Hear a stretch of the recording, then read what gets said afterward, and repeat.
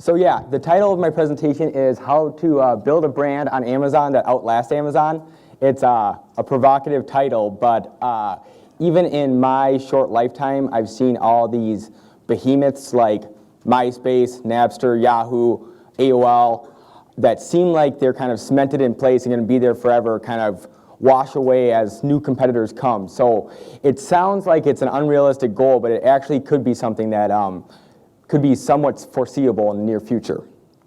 So first and foremost, my name is Tjernlund. I am an Amazon expert. I have sold, it's kind of hard to guess now, but somewhere around $10 million over the last just year, but much more over $10 million over the last 3 years since I've been full-time.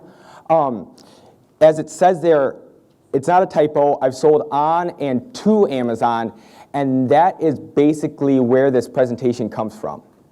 So we got invited, my brother and I, to Vendor Central about a year and a half ago. And selling to Amazon, we noticed that Amazon has a lot of different competitive advantages that other Amazon third-party sellers do not.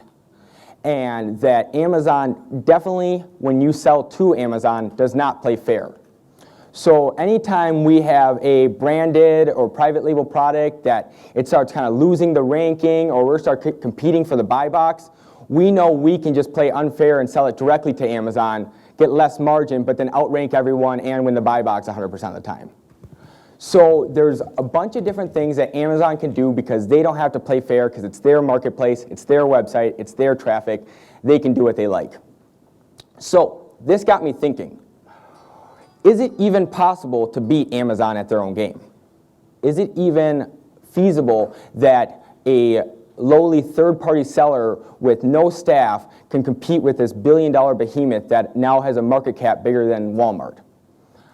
Yes, I do think it's possible. And I do think it's possible to even build a brand that outlasts Amazon. And I'm going to kind of go over in this presentation the competitive advantages you have as a third-party seller over Amazon, the advantages that Amazon has over third-party sellers, and then how to maximize your advantages and how to not focus on your disadvantages. So, things you can do but Amazon cannot.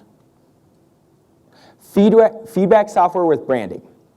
Amazon does a very, very poor job of using feedback software to kind of keep the conversation going with their past customers.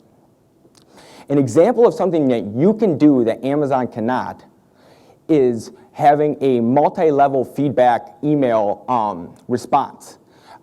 Feedback Genius, I'm trying to think of the other ones. There's a million feedback softwares. Feedback 5, all the different feedback software out there, more than not allow you to send multiple emails to your customer once they have bought your product. This is a great opportunity to kind of build a relationship with your customer after they bought your product. An example is, say you're selling a barbecue accessory. You're selling a barbecue accessory and it's just some generic barbecue cleaning brush. It's very easy for someone to buy that for $14.99 and then never think about it ever again. And so to get the conversation going, you're going to have to do a few things like, say you send an email the second that they order the product saying, thank you so much. Just so you know, you bought from an American-based business. It's me and my husband. We started this business to pay for my kids' college. Now that we've obviously have gone past that barrier, we're looking to kind of take it to the next level, and we just want to thank you so much for your service. And in appreciation, here is our 10 favorite barbecue recipes. They get that email, they go, wow, I've bought many products on Amazon, and no one's ever actually reached out to me with a personal message that also includes a freebie. Then you set up the software to send another email saying the day after the product arrives, to kind of make it safe. And then that email says, hey, remember us? Yeah, we're the barbecue company. According to what our system says, you received the barbecue brush today. We just want to make sure before anything that exactly the product you ordered is the product that you received, and we want to make sure that you had the best experience possible. If you didn't have the best experience possible, please contact us right away and we'll make sure we solve any problem there is. Then you would send another email, say their last email 2 weeks after they received the product. So you send it once they've ordered it, once they've received it, and then 2 weeks afterwards saying, hey, remember us, it's a barbecue company again. Did you try any of those recipes? How were they? Let us know. Share them on social media if you did. Oh yeah, and by the way, if you're loving the brush, since you've been using it for 2 weeks, please leave a review, an honest review, if you could. That'd be very helpful. And again, if you have any problems with the brush at all, please contact us before contacting Amazon, and we will solve it right away. So this is a simple way to kind of keep the conversation going, build rapport with your customer, give them an experience that they don't normally get with Amazon sellers, and get them to maybe follow your social media after the fact. Now, providing outside links in your Amazon feedback emails is kind of in a gray area on Amazon Terms of Service Agreement. I personally push it to the limits. You guys can do what you please. Everything I'm saying, you can't hold me to it saying, well, I heard you can't do that, because there might be somewhere weird in their Terms of Service Agreement where it says 6 words that say, please do not provide link in feedback email or something like that. But for the most part, you're not doing anything to hurt the customer, and that's what Amazon is most concerned about. They are more concerned about the customer than even themselves, and their profits each quarter kind of reflect that. So yeah, feedback software that includes branding is a great way that you can keep connected with your customers, you can build your brand, you can build your social media presence that Amazon will almost never do, because they don't have the time of day or the patience to write a custom email for every single product that they source and sell. Next, include an insert in your private label product. Now, Amazon says, we do not want you to have on the outside of your packaging, hey, visit willsamazonproducts.com and please, enter your email. They do not want you to put that on the outside of your packaging. That's technically on the kind of against the Terms of Service Agreement. But if you can make it look natural and you can make it look like it's like real packaging, there is nothing they can do about it. Amazon is not going to stop selling iPhones because it says apple.com on the outside of the box. They don't say in big letters, apple.com, please visit right now, but it says on the box, apple.com, and there's nothing wrong with that. And so as long as you make it look natural, no customer is going to complain about it, and Amazon's never going to worry about it. Here is a beautiful example of exactly how to make it so your customers not only get the message, but also aren't annoyed and actually might participate. This is from an actual product I bought maybe 4 weeks ago. It's like one of those RFID wallets for traveling. And not only did they provide a nice tag that you see I cut open, that makes it look like it's an actual product, not just some private label product. It actually has a little bit of branding on it. They put the FN SKU on it and everything. But they also provided a little insert inside of the wallet that says, hey, turn over for your special invitation. And then it says, join our free VIP club for free samples, exclusive discounts, special events, and win some free stuff. This is a great way to start collecting emails. Amazon is never going to collect emails for specific niches and then retarget those specific niches. They might do it on a huge macro level, but they're not doing it on a personal level like you can do. And so then from there, you're going to start collecting emails and have an email database. So not only can you use your email database to alert your previous customers that you have a new product coming out in that same niche, but also, if you ever, Amazon goes away or you want to launch an e-commerce website, you have an email list that's yours and always yours. And it doesn't depend on Amazon anymore. And you're slowly kind of moving your business from Amazon to off of Amazon, slowly but surely. So say 20 years from now, 15 years from now, when everything is shipped and sold by Amazon, you already have 100,000 emails and $5 million in revenue, and you're in a very, very good place, opposed to the people who just kind of just tried to hack the Amazon algorithm over and over again and didn't really build for the future. Lastly, the last presentation kind of went over this, so I'll go over this a little quickly, but basically, do real social media marketing. Do stuff that makes sense, that's shareable, and that people actually care about and like. Do not just get a Twitter, Instagram, and Facebook account and just post once a day saying, hey, this product's for sale on Amazon. No one cares about that. People are constantly being sold to all day, every day, and it's just annoying, and no one buys because of that. But say you're selling a random example, a ankle bungee cord for your surfboard. There is so much stuff you could do social media-wise that people might actually care about, where you could start posting an Instagram post every day for the next 10 days saying, best surf spots in Hawaii. Or you do, hey, who can get $20 free gift card if you submit the best surfing photo of this week.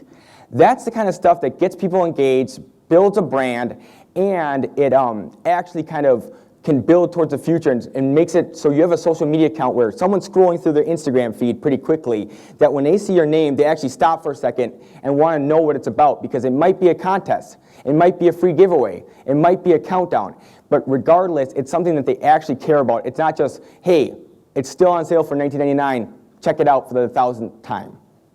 And so, again, this is something that Amazon is not going to do niche by niche. If any of you guys follow like Amazon on Twitter or Amazon deals or anything like that, they use social media the exact opposite way I just described it.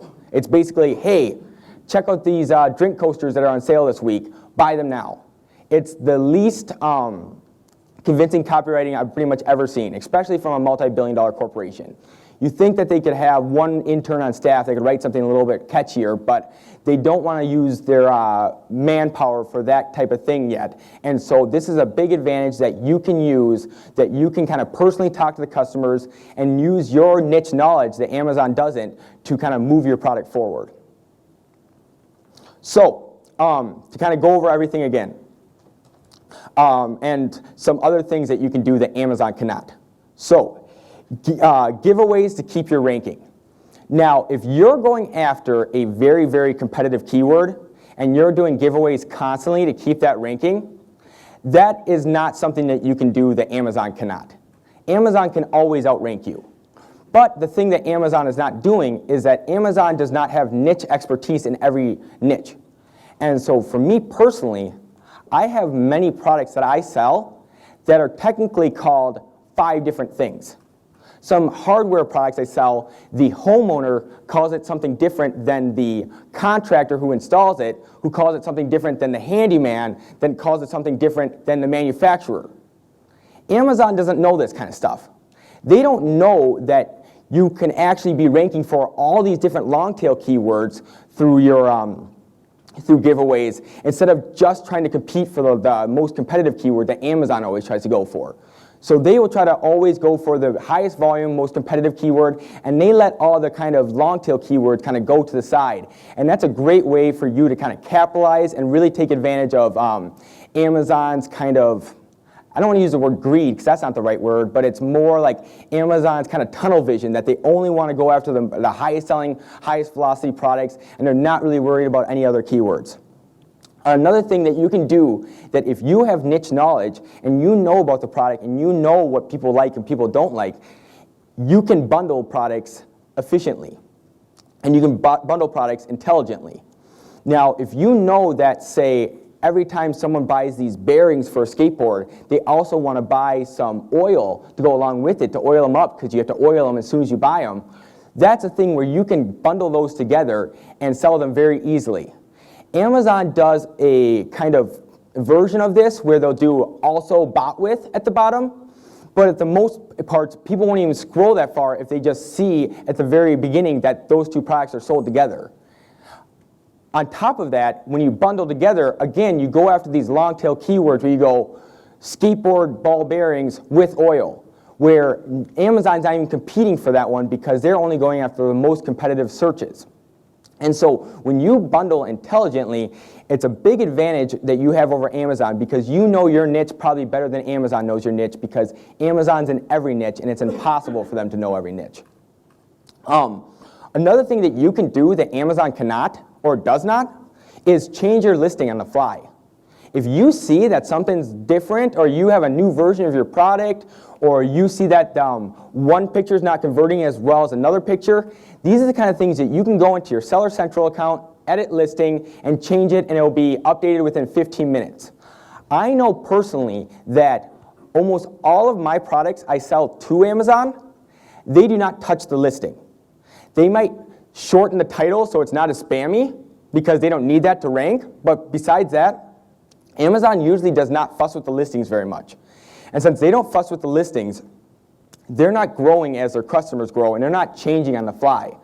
This is a big advantage you have over Amazon, is that you just got to think of it in terms of the small disruptive startup can change on the fly and can kind of go where the customer is at any point. Well, the big Fortune 500 company has to go through all the bureaucracy to make any changes and can't really do stuff on the fly, and this is kind of a hindrance for them. And so take advantage of being small. Take advantage of that you only have 3 listings and you watch them like a hawk. Take advantage that you know what your product likes and what your customers like, and that Amazon just sees it as a bunch of ones and zeros on their end. Lastly, you can scale your listing at your own pace. If I find a product that I make $1,000 a unit on, but I only sell 1 a week, that's a pretty sweet product. I'm making $4,000 a month and I have to stock very little inventory. That's the kind of product that Amazon would almost never source. Amazon is starting at the top of the bestseller list and working their way down, sourcing those products directly from the manufacturer. They only want to do stuff that they can scale to the moon. They don't want to source all these kind of odds and ends products that you probably have no problem sourcing. And so take advantage that, again, that you're a smaller company, that you know the niche, that you can actually change on the fly and take advantage that you don't have to grow your company to the ceiling in every SKU. You can sell SKUs that aren't crazy sellers as long as it's profitable for you. And so that's the kind of products that Amazon's going to stay away from as long as possible. And as it says there, small markets are good for you and bad for Amazon. Small markets are annoying for Amazon because they have to go contact all these smaller companies, hope that they accept that they'll sell to Amazon, and then hope that they have a logistics department that can handle shipping to Amazon, since when you sell to Amazon, the shipping process is a lot more complicated than when you sell on Amazon. And so, yeah, small markets are good for you, and just take advantage of all of them. And so for now, focus on things that computers cannot do and that humans can do. And so this is stuff like talking to your customers, having niche knowledge, all that kind of stuff, because Amazon's going to always look from the analytical point of view. They're not looking at the products from a psychological point of view. They're not saying, like, what does my customer feel like when they look at this listing? All they're looking at is the back-end data that says what the customer feels like is that they have a 12% conversion rate. That's the only thing that they only see things in numbers. They don't have, again, they don't have the time to hire a psychologist per niche. That's not the kind of stuff they're doing. And so you need to take advantage that you're a human being, you know how human beings feel, you know how human beings shop, and really kind of tailor your products and tailor your niches to that. So, things that Amazon can do, but you can't. Winning the buy box. Now, I know there is people out there, and I've done it personally myself, that have competed with Amazon for the buy box and have beaten Amazon. This is not a long-term strategy. Amazon will eventually kind of beat you down over time.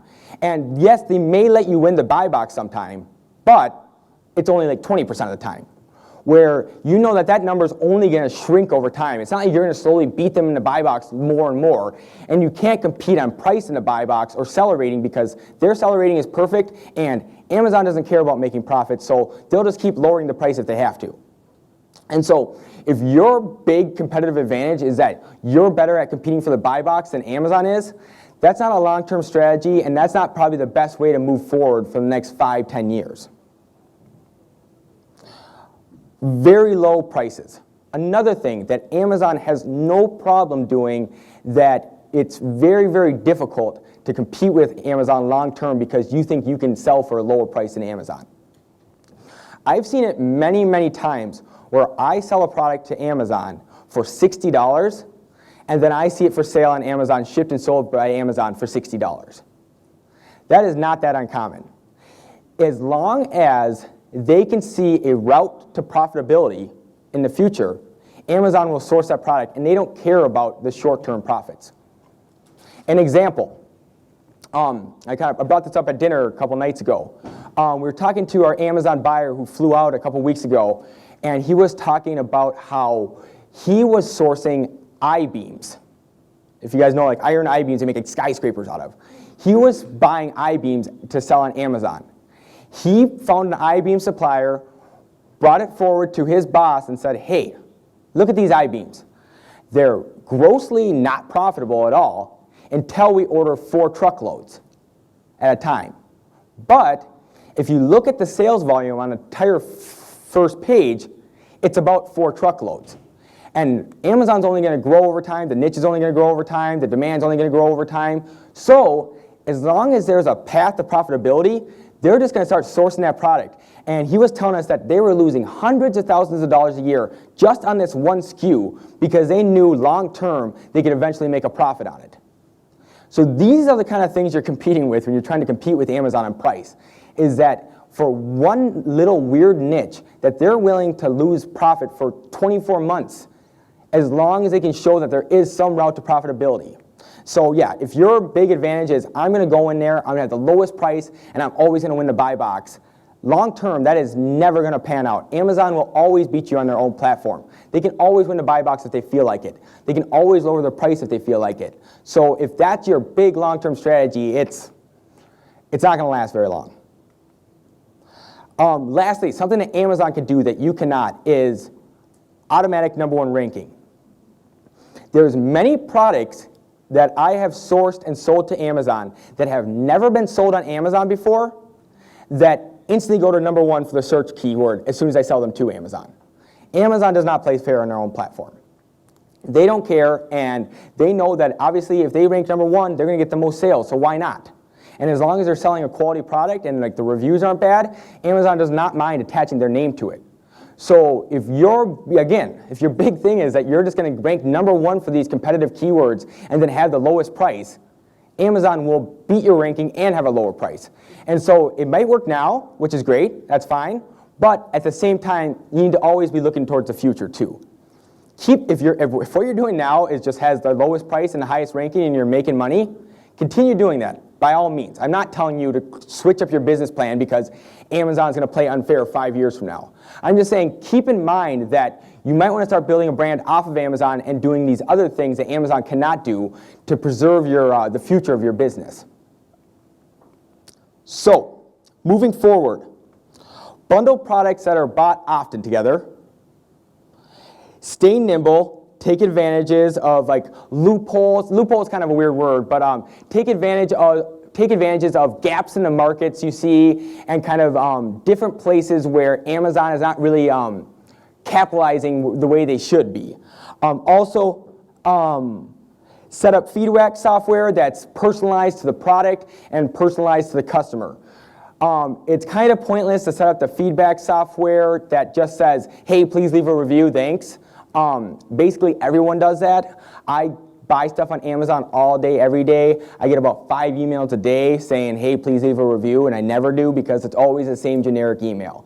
But if they ever did anything like personalized or anything that actually kind of spoke to me as a human being instead of just another customer, I might actually consider it.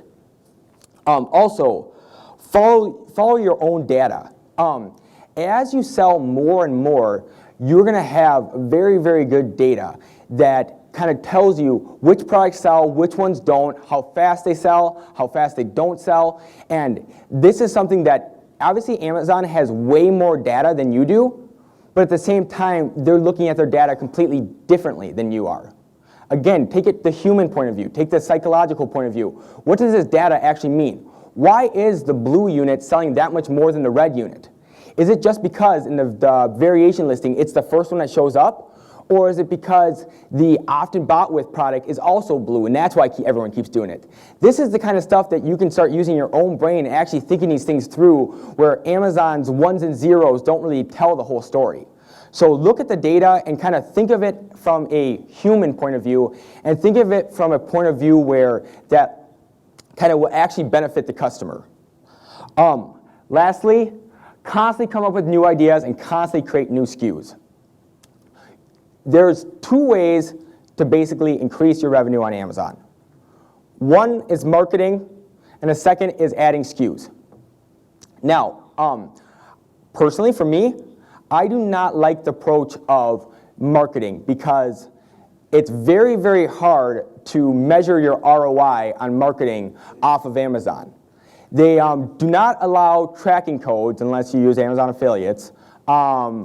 But they do not allow tracking codes, and so it's very, very difficult. Even though your Instagram post might get 10,000 likes, you have no idea how many sales from that came to Amazon. And so when you can't measure your ROI, it makes me kind of nervous because I don't really know where I'm going. I'm just kind of running around like a chicken with its head cut off. But when I add SKUs, it's very, very easy to see my ROI. If I spent $1,000 on 100 new units of a new SKU, it's very, very simple for me to tell within a month, am I going to make a profit on this and should I move forward with this, or should I liquidate the remaining inventory and move on to the next SKU? And so being able to transparently and easily see what your ROI is very, very important. And so constantly coming up with new ideas and constantly kind of like pushing the edge, thinking of things differently, thinking outside the box, applying outside business principles to Amazon, and constantly adding SKUs is something that you can do as an individual seller to stay nimble and keep growing while Amazon kind of does their thing in the background. So yeah, that's the presentation. I know I went over things kind of fairly quickly, but yeah, if you guys have any questions, find me on Twitter, find me on Facebook. There's my email. You guys ask me any questions, I answer everything. So yeah. Hey, Will, that was awesome. Round of applause. One question is around Amazon and its ability to actually advertise using its own advertising platform. As I understand things, Amazon can't advertise. Is that right or wrong? I believe that's wrong. You're talking about, so if Amazon's selling a product, they can't advertise? No, it's actually more about, does Amazon actually use Amazon-sponsored ads itself? No, they'll just rank number one. But no, something that Amazon does do though is that when it's like 8 or 9%, but when you sell to Amazon, they charge you an 8 or 9% fee. I can't remember which one it is exactly, but that fee is technically a co-op fee for marketing, where Amazon says, hey, we have the analytics on our end. We're obviously better at marketing than you are. Give us 8% of the product, and we're pretty much guaranteeing we can get a return on it. And so you will notice more and more, you might see your product every once in a while on an Amazon retargeting ad on Facebook or something like that, but you'll notice more and more as you see those Amazon ads pop up on Facebook, pop up on random websites, more and more those products are actually sold by Amazon, more times than not. And that's because they're using this co-op to advertise your product and kind of increase sales.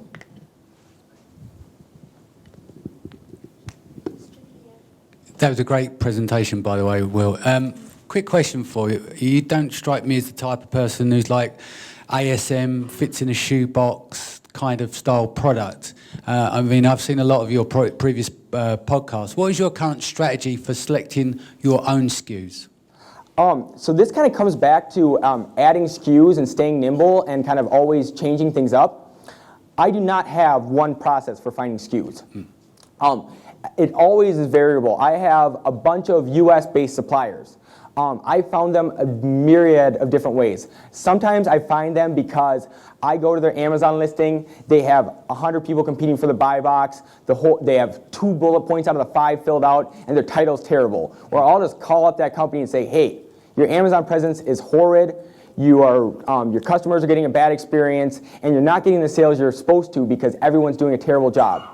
Allow me to be the only reseller of this product, and I will do an A+ job, give your customers the best service possible, and I promise to keep your product always in stock. And so there's a second part to that question. Oh, I was going to give one more example. Go on, you go for it, sorry. Okay, and then another example of a product that I might see is that I might just see a product that's not available yet on Amazon, but there's a major brand in that niche. And for some reason, they did not get on Amazon, or they do not trust Amazon, or they think that Amazon's only a competitor and can't help them. And so then I got to get on the phone with them again and explain to them that Amazon is not the devil, that Amazon can actually help your business. And as long as, more times than not, the wholesaler says, as long as I preserve minimum advertised pricing, I can sell as much as I want. And so the second part of that question, because obviously your brother as well used working together, he's got something like 1,700 SKUs and he's got staff and everything else, but you've got an optimised way of working, haven't you? So the question I had, which I think you mentioned a while back, is that you'll get to a certain amount of SKUs and then you'll start to suck out all the wastage and the cost and replace them. Do you want to go into that a little bit? Yeah, I'll explain that. So here's a way to continuously add SKUs, continually grow your business with limited amount of capital. So try to follow these numbers real quick. So say every time you spend $1 on a product, a specific product, you get $1.30 back in your checking account a month later. Now you source a second product, and that product gives you, for every dollar you invest in it, $1.35 back in your checking account a month later. You sourced your third and final product, and that one gives you $1.40 back for every dollar you spend on inventory in your checking account a month later. Now, you're out of capital. You have no more capital to source new products because all your products are in stock and you have no more free cash flow. Now, this does not mean you have to quit sourcing. This just means that your next product you source has to be above the 1.3 return. And so you can continually add SKUs and slowly increase your profit margin over time by increasing that kind of return on cash flow bigger and bigger over time. And so yeah, it's a great way to kind of continually look for SKUs, continually grow your business with a limited amount of cash flow.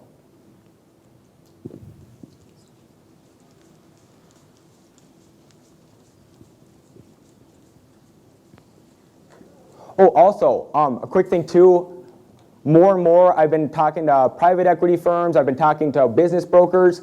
More and more people are trying to buy private label brands. So if you find your fourth product and it gets you $1.50 back for every dollar you invest, don't just quit selling that $1.30 product, sell that brand. Make some cash, and then you can go source a bunch more products. As long as most business brokers I've been talking to, as long as the brand's around 6 months old and it's profitable, they'll pay somewhere between a 20 to 25 times net income monthly multiple. So if you're going to quit sourcing a product and it actually is profitable, it just doesn't return cash as fast as you like, you might as well sell that brand because more times than not, someone's actually willing to buy it. Hi, Will. Do you think it's possible to sell to Amazon as a vendor without actively selling that product as a seller on the platform?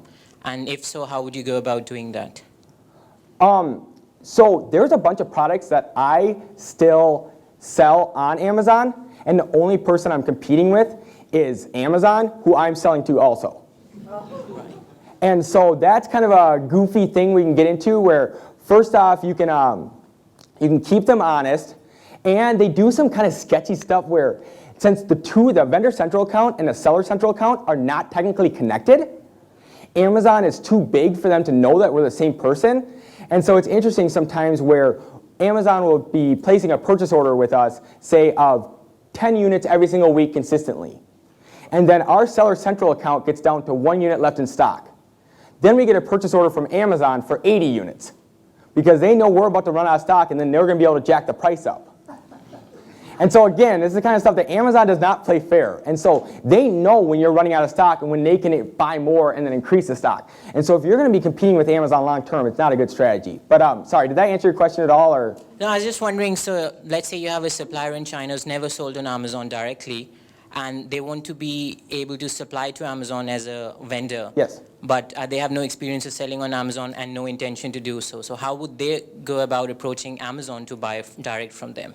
So, okay, the best way to do this would be to maybe just kind of grandfather your way in, would be to find maybe a US brand that's already selling on Amazon, so Amazon sees the demand. A woman I was consulting for just last week, she's a brand new seller. She had not even sold a unit yet on Amazon.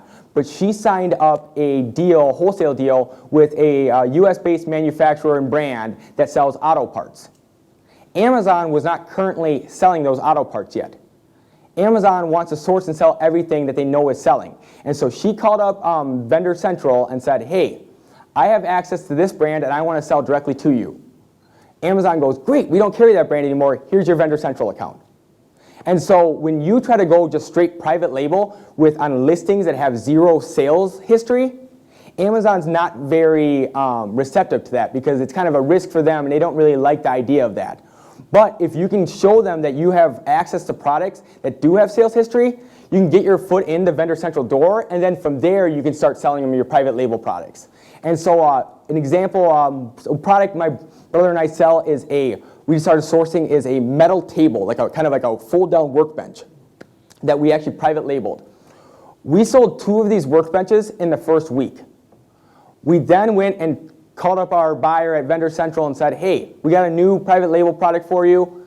It's this product. They can see from their point of view, they go, 2 a week? Okay, yeah, we'd like to order 10 right now.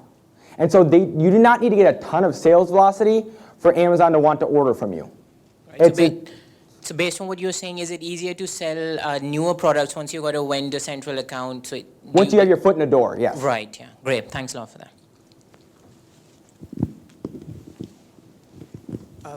Hello. I got a question regarding the feedback tools you mentioned in your presentation. That we know we cannot put links to the outside websites in that email sent to the buyers, but can we put links to our own Amazon listings? For example, I sell a charger. I put a link to my cables. Would that work? I have not read the terms of service from front to back, but I believe that's okay. I believe that Amazon never has any problems with you sending traffic back to Amazon. I think that Amazon's always going to like that. More times than not, just whenever you're thinking about the terms of service, or is this okay or this or not, if you are hurting the customer or giving the customer a bad experience in any way possible, Amazon's going to shut that down. Amazon is very customer-centric. Again, like I was saying, they kick off third-party sellers even if you're paying Amazon $2 million in fees a year. Amazon has no qualms about kicking you off in a second if you disrespect a customer. Amazon also does not worry about making a profit because they want to give their customer the best experience possible. And so every single thing Amazon does is in the customer's best interest. And not even their best interest or the third-party seller's best interest. And so as long as you are keeping the seller in mind and you're not doing something to scam them or something to kind of screw them over, Amazon is probably not going to bug you. And so it's the kind of thing where Amazon says you have to have an all-white background on all of your photos on Amazon. Well, you'll see there's plenty of top sellers that have a background that's not all white. The reason is, more times than not, is just because no one's complained about it yet. If the customer started complaining, 5 customers on the same day complained saying, I couldn't buy this product because the picture's too busy and confusing.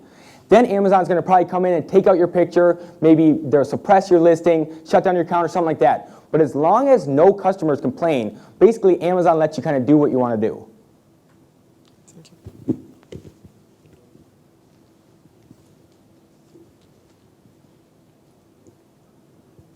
Any last questions? I got a quick one for you. You mentioned about selling your, maybe not your top products, but the ones that are doing okay, but that you'll want to focus on for a multiple of 25. Where do you go and find those buyers of brands? I've sold multiple brands through empireflippers.com. If they just tweeted out a couple days ago saying they got too many people trying to buy FBA businesses, not enough people trying to sell them. So everyone's kind of looking at a way to diversify their investments besides the stock market and real estate, since those are not kind of giving the returns they usually do. And so, yeah, everyone's kind of seeing the Amazon gold rush, and especially too, some of these people might be Amazon sellers themselves, where they go and they see your account and they go, this guy's selling at a 20 times multiple. He's doing everything wrong. I can turn this into a 10-time multiple within a few minutes, just like tweaking the listing a bit. And so everyone thinks they're the smartest guy in the room, or smartest woman in the room. So yeah, there's always a buyer. Hey, can you clarify how valuations are currently being calculated? Yes. So if you have an Amazon, so from the private equity firms I've been talking to, they're trying to buy actual Amazon accounts, like the actual LLC. And so they're going for 3 to 4 times yearly multiples, so 3 to 4 times what you make a year in profit. because they're a little bit more defensible, and they probably usually have a few more SKUs and a few more kind of intellectual property and all that kind of stuff. But when you're selling just a listing, you basically, I'll get into this a little deeply. So when you're selling a listing, they go for a smaller multiple, but it's an asset sale, not a business sale. And so then you don't have to fill out all the paperwork, you don't have to do all this stuff. It's just a very quick transition where you can just shake the guy's hand and say, hey, at this price sounds good. Now, my brother recently just sold a 10-year-old private label brand of ping pong paddles. And the way that they transitioned it, because I'm assuming a lot of you guys are kind of curious about how you transition the listing over, is that they basically sold the company, and then they were running out of stock. They say they had like a month left of stock at Amazon, and they set up, before they sold their company, they set up a new purchase order with the existing supplier, got them to start manufacturing, and then when they needed the money for the container, they had the new buyer buy that and then send it in under their own name. And so basically, they still own the listing until their existing inventory sold out, and then it transitions smoothly to the next seller.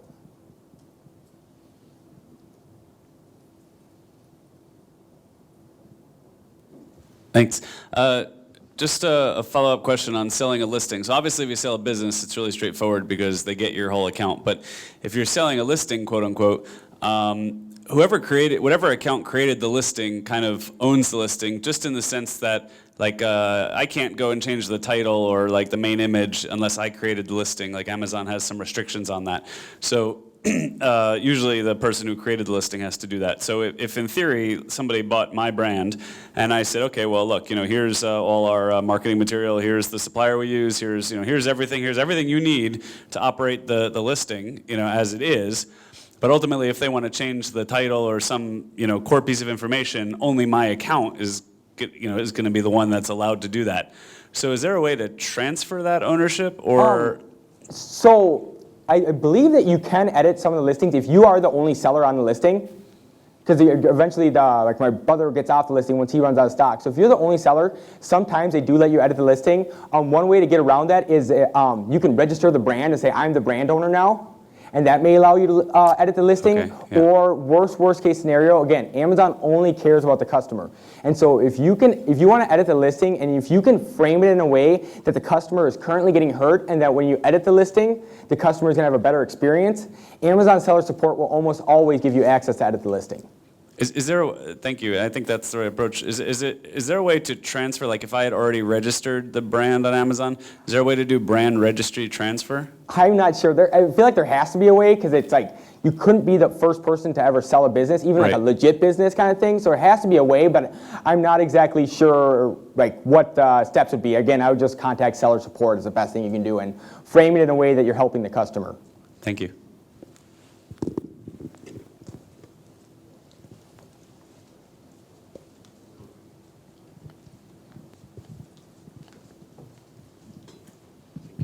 Hi, just to be sure I understood what you said, it's 3x, 4x the net profit or the annual revenue?